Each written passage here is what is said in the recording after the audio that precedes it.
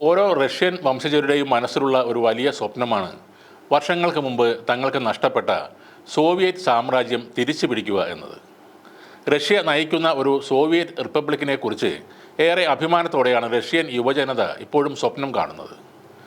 Soviet സാമ്രാജ്യത്തിലൂടെ പഴയ പോലെ ഈ ലോകത്തെ അടക്കി ഭരിക്കണമെന്ന ആഗ്രഹത്തിലാണ് അവർ. അവരുടെ ഈ സ്വപ്നങ്ങളിൽ അവർ തേരാളിയായി കാണുന്നത് വ്ളാദിമിറോവിച്ച് പുടിൻ എന്ന 72 വയസ്സുള്ള അവരുടെ പ്രസിഡന്റിനെയാണ്. ജോസഫ് സ്റ്റാലിൻ എന്ന സോവിയറ്റ് യൂണിയന്റെ ഉരുക്കുമനുഷ്യൻ മരിക്കുന്നതിന് ഒരു വർഷം മുമ്പ് ലെനിൻഗ്രാഡിൽ വ്ളാഡിമിർ സ്പിരിനോവിച്ച് മറിയ ഷെലമോവ ദമ്പതികളുടെ മകനായി പിറന്ന ആളാണ് പുടിൻ. ലെനിൻഗ്രാഡ് സർവകലാശാലയിലെ പഠനം പൂർത്തിയാക്കിയ ശേഷം പുടിൻ സോവിയറ്റ് ചാരസംഘടനയായ KGBയിൽ ചേരുകയായിരുന്നു.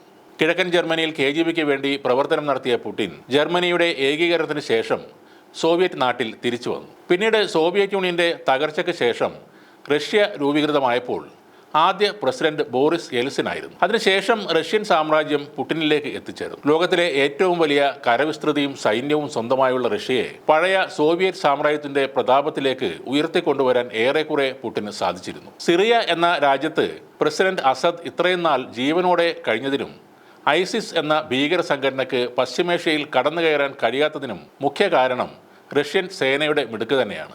ലോകത്ത് ഇന്ന് ഏറ്റവും അധികം ശക്തനായ ലോക നേതാവ് വ്ളാഡിമിർ പുടിൻ അല്ലാതെ മറ്റാരുമല്ല.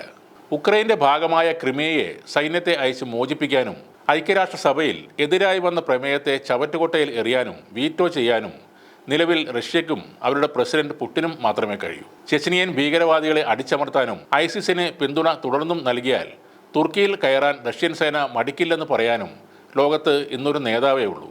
അതാണ് വ്ളാഡിമിർ പുടിൻ. അദ്ദേഹം അമാനുഷികനല്ല, ബലവും ബലഹീനതയും എല്ലാമുള്ള ഒരു സാധാരണ മനുഷ്യൻ തന്നെയാണ്.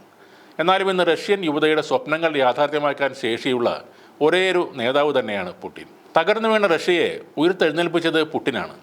ആ ഒരു കടപ്പാട് റഷ്യൻ ജനതയ്ക്ക് പുടിനോടുണ്ട്. റഷ്യയുടെ മൊത്തം വരുമാനത്തിൻ്റെ അത്രയ്ക്ക് ആസ്തിയുള്ള 10 റഷ്യൻ മുതലാളിമാർ വർഷങ്ങളായി പുടിൻ്റെ ഏറ്റവും വലിയ സുഹൃത്തുക്കൾ ആണെന്നും പറയുന്നു. നികുതി സംവിധാനം പരിഷ്കരിക്കുകയും ചില വ്യവസായങ്ങളെ ഉടച്ചു വാർക്കുകയും പുതിയ സംരംഭങ്ങൾ ആരംഭിക്കുകയും ചെയ്ത ആളാണ് പുടിൻ. സൈനിക മേഖലയെ നവീകരിക്കുക അടക്കം ഒട്ടനവധി പ്രവർത്തനങ്ങളാണ് പുടിൻ നടത്തിയത്.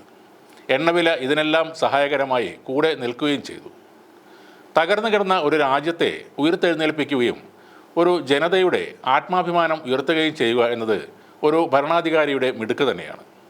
അതുകൊണ്ടൊക്കെ തന്നെയാണ് ലോകത്തിലെ ഏറ്റവും ശക്തനായ ഭരണാധികാരിയായി ഇപ്പോഴും വ്ളാഡിമിർ പുടിനെ തിരഞ്ഞെടുക്കുന്നത്.